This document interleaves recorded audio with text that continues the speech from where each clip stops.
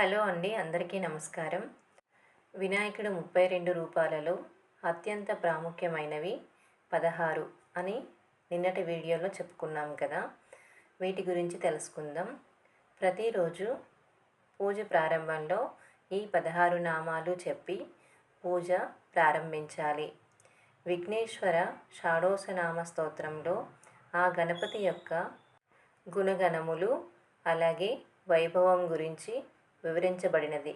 ప్రతిరోజు ఎవరైతే ఈ 16 నామాలు చెప్తారో లేదా వింటారో వారికి విద్యలోనూ, వివాహంలోనూ, మరి ఏ ఇతర కార్యంలోనూ ఎటువంటి విఘ్నములు రాకుండా ఆ విఘ్నేశ్వరుడు చూసుకుంటాడు అని నమ్మకం.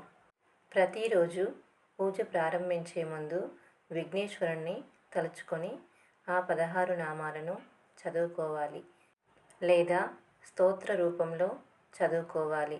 అలా 16 నామాలు చదివి పూజని ప్రారంభించుకుంటే ఆ రోజంతా ఎటువంటి విఘ్నాలు లేకుండా అన్ని శుభాలే కలుగుతాయి. ఇంకా ఆ నామాలు ఏమిటో తెలుసుకుందాం. శ్రీ విఘ్నేశ్వర షాడోస నామావళి. ఓం సుముఖాయ నమః. ఓం ఏకదంతాయ నమః. ఓం కపిలాయ నమః. ఓం గజకర్ణకాయ నమః. ఓం లంబోదరాయ నమః. ఓం వికటాయ నమః. ఓం విఘ్నరాజాయ నమః. ఓం గణాధిపాయ నమః. ఓం ధూమ్రకేతవే నమః. ఓం గణాధ్యక్షాయ నమః. ఓం ఫాలచంద్రాయ నమః. ఓం గజాననాయ నమః. ఓం వక్రతుండాయ నమః. ఓం శూర్పకర్ణాయ నమః. ఓం హేరంబాయ నమః. ఓం స్కందపూర్వజాయ నమః.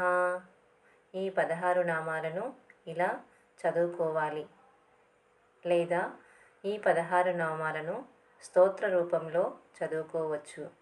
శ్రీ విఘ్నేశ్వర షాడోషనామ స్తోత్రము.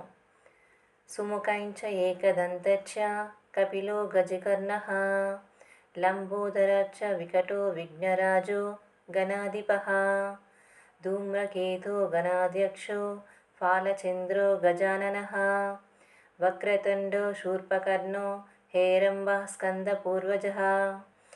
షాడశైతాని నామాని యః పఠేత్ శృణు యదాపి విద్యారంభే వివాహే చ ప్రవేశ నిర్గమే తదా సంగ్రామే సర్వకార్యేషు విఘ్నస్తస్య న జయతే.